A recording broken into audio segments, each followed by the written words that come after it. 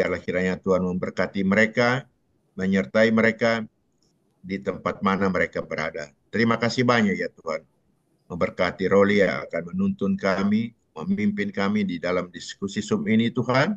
Karena kami mau pakai ini kesempatan untuk kemuliaan bagi nama Tuhan.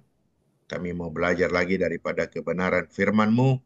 Oleh sebab itu biarlah kiranya hikmat yang datang daripadamu boleh bertambah-tambah di dalam kehidupan kami. Sehingga kami dapat lebih memahami, lebih memiliki pengetahuan akan kebenaran-Mu ya Bapa. Biarlah kiranya iman rohani kami boleh bertumbuh menjadi dewasa di dalam kami belajar akan firman. Terima kasih banyak ya Tuhan. Sertai kami senantiasa dan kami alaskan pertemuan kami ini hanya di dalam Yesus, Tuhan dan Juru Selamat kami. Kepadamu kami sudah berdoa dan mengucap syukur. Amin. Amin. Amin. Kita membicarakan soal dosa sudah 2 kali, jadi mungkin yang belum mendengar bisa mendengar di YouTube. YouTube ya.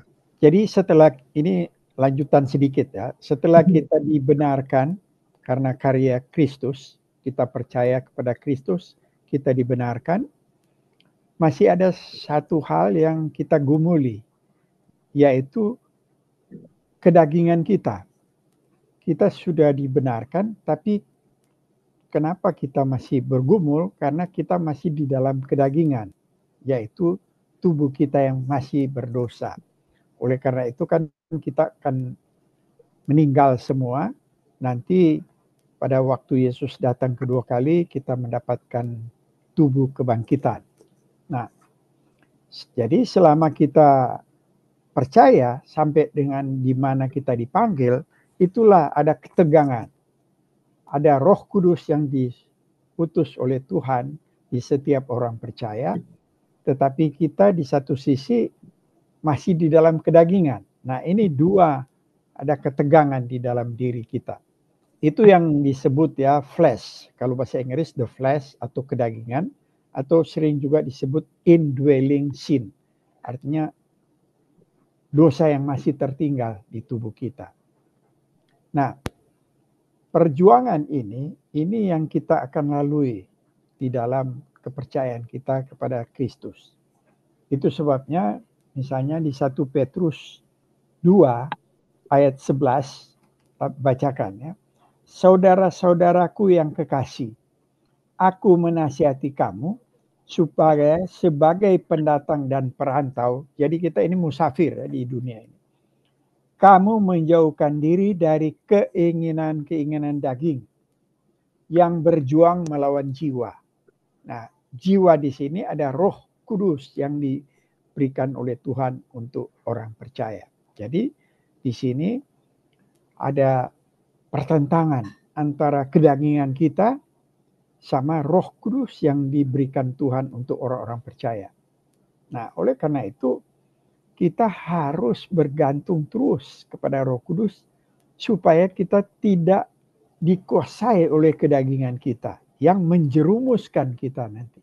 Nah, karena kalau kita anggap remeh ini ada bahayanya ya. Nah, saya akan kasih contoh yang mungkin ada 3 hamba Tuhan yang sangat luar biasa. Sangat terkenal di dunia, bukan cuma di Amerika ya.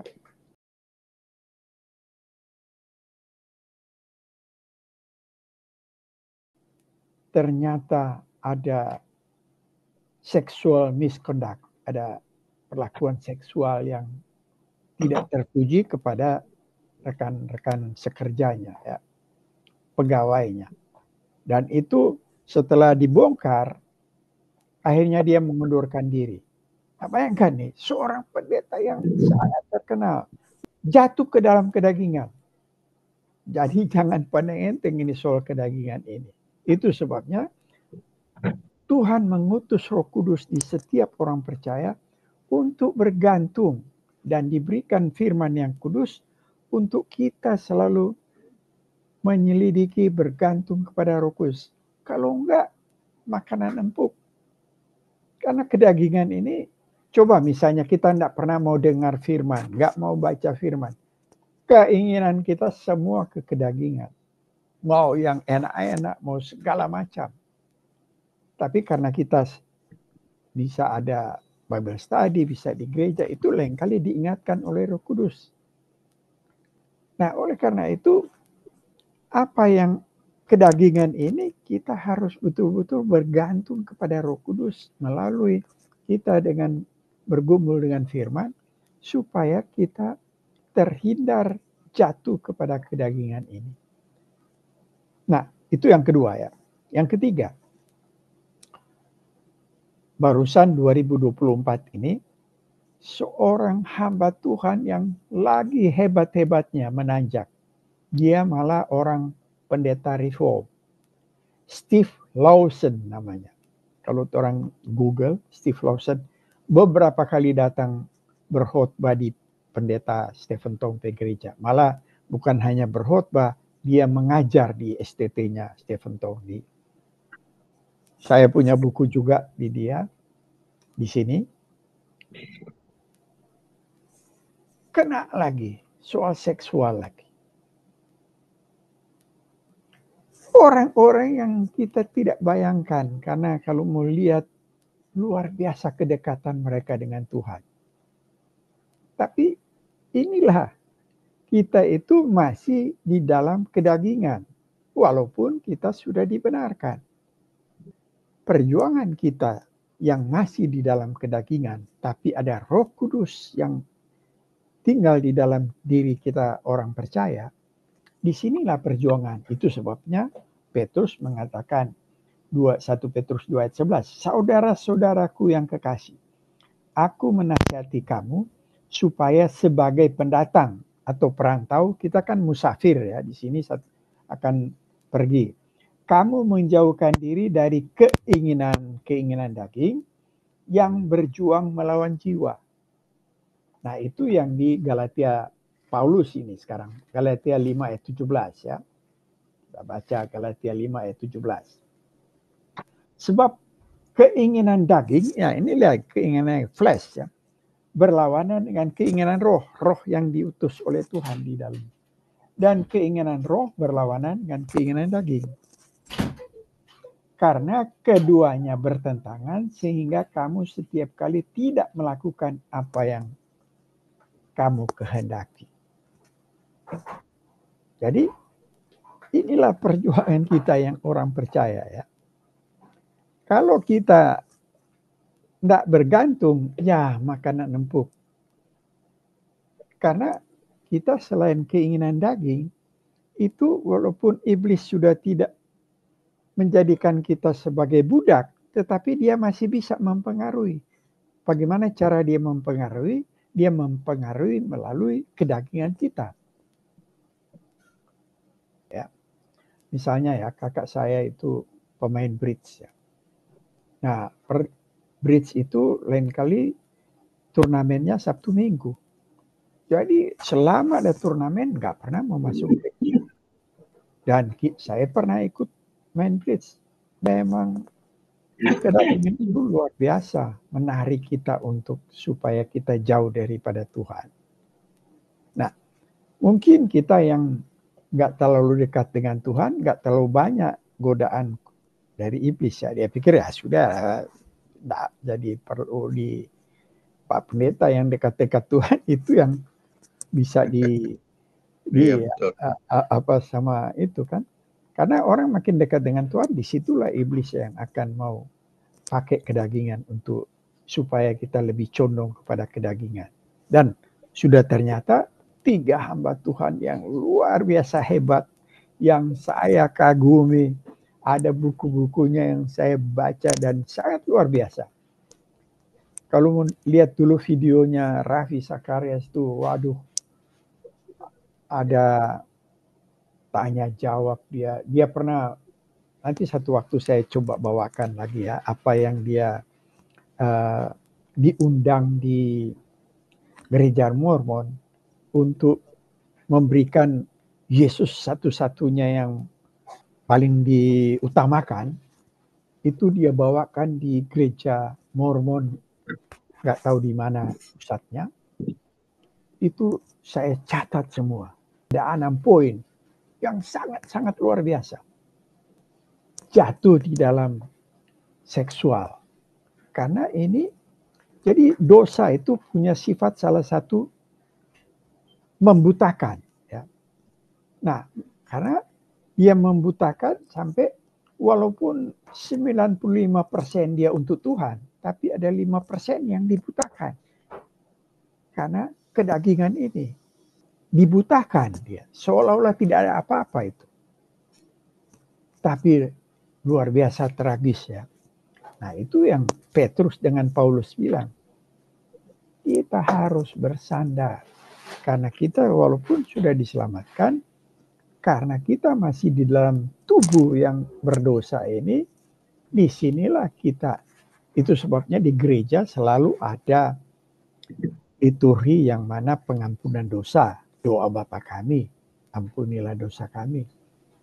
Dan 1 Yohanes 1 ayat 8 dan 10. Barang siapa yang mengatakan tidak berdosa, dia pembohong, tidak ada kebenaran di dalamnya. Malah Tuhan dijadikan pembohong. Jadi memang kenapa kita masih bisa berdosa? Karena kedagingan yang masih ada di dalam tubuh kita. Dan sebenarnya bukan cuma 3 orang. Ada 10-an lebih yang top-top di sini. Cuma saya temukan 3. Ada banyak hamba Tuhan bilang begini, kalau tidak ada perjuangan di dalam diri kita, karena dia bilang orang yang tidak percaya itu pasti tidak ada perjuangan di dalam diri. Karena itu dipengaruhi oleh kedagingan semua. Tapi setelah kita percaya, ada Roh Kudus di dalam diri kita, tapi kita masih tinggal dalam kedagingan. Oleh karena itu ada ketegangan. Nah, itu mungkin sampai di sini Pak Pendeta tolong tambahkan supaya. Ya, memang masalah kedagingan ini menjadi faktor utama di mana kita orang memang harus berperang dengan trompet diri sendiri ya. Dan saya ada juga banyak teman, ada sampai sekarang seorang rektor STT sekarang berpoligami, Oh, astaga. ya kan? Jadi kita punya teman baik dan ada pendeta-pendeta yang beberapa pendeta kita kenal yang juga berselingkuh. Jadi kita lihat bahwa iblis itu ada yang mengatakan bahwa mungkin kita sudah tidak akan digoda untuk perkara-perkara seperti mencuri dan hal-hal yang, tetapi dia menggoda kita, mengganggu kita. Ada 2 hal, yaitu soal waktu di mana kita orang merasa bahwa bukan saja karena hobi, tetapi mungkin karena yang mengundang kita orang yang kita segani, apalagi mungkin orang itu dia ikut mensponsori kita atau ada sesuatu budi baik yang dia sudah berikan. Nah, kalau dia bikin acara yang kemudian bersamaan dengan ibadah atau apa, nah kita ada kalanya mengatakan ibadah kan itu masih ada minggu depan. Jadi bolehlah orang pergi. Nah, itu seperti begitu. Dan kemudian seperti kata Roli, kita orang juga dibutakan. Ya, kita orang berjalan kan, orang bukan jatuh di batu yang besar. Orang jatuh di batu-batu kerikil yang kecil-kecil itu, yang senantiasa bisa mengganggu. Oleh sebab itu, perjuangan kita ya tidak akan pernah berakhir karena kita orang berjuang melawan diri kita sendiri. Memang kita harus berperang dengan diri sendiri. Dan ini bukan sesuatu yang gampang atau sesuatu yang mudah. Memang sangat berat ada kalanya. Bahkan gangguan-gangguan itu mungkin datang dari keluarga sendiri, ya. Mungkin istri sendiri atau anak sendiri, ya. Kita sulit menghindar ada kalanya, ya kan?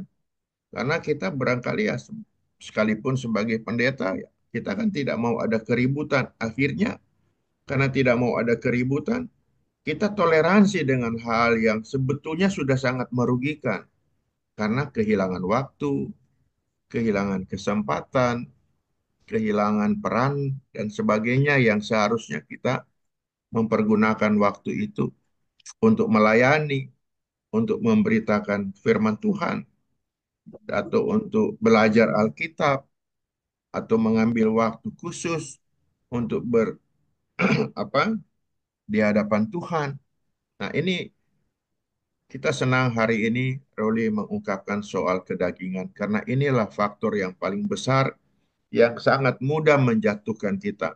Tidak peduli dengan apakah dia itu sudah mempunyai kedudukan pendeta besar ataupun kita yang cuma koroco-koroco ini. Tapi kalau seperti kata Roli, kalau orang yang belum percaya, ya memang dia sudah hidup di dalam kedagingan. Jadi tidak ada tantangan, dia tidak ada halangan, ya hantam saja. Tapi bagi orang percaya, semakin ya seperti kata orang ya padi semakin bertumbuh menjadi besar, dia harusnya tunduk, ya kan? Nah, itu kita orang juga akan demikian. Tapi bukan berarti tunduk begitu hanya tidak ada apa-apa. Semakin besar angin, semakin pohon tinggi, semakin besar angin yang menghantam dia. Nah, oleh sebab itu, hanya dengan ketekunan dan kerinduan, dan ini harus menjadi satu pelajaran bagi kita, kita berjuang untuk melawan diri kita sendiri ini. Kira-kira seperti itu dulu.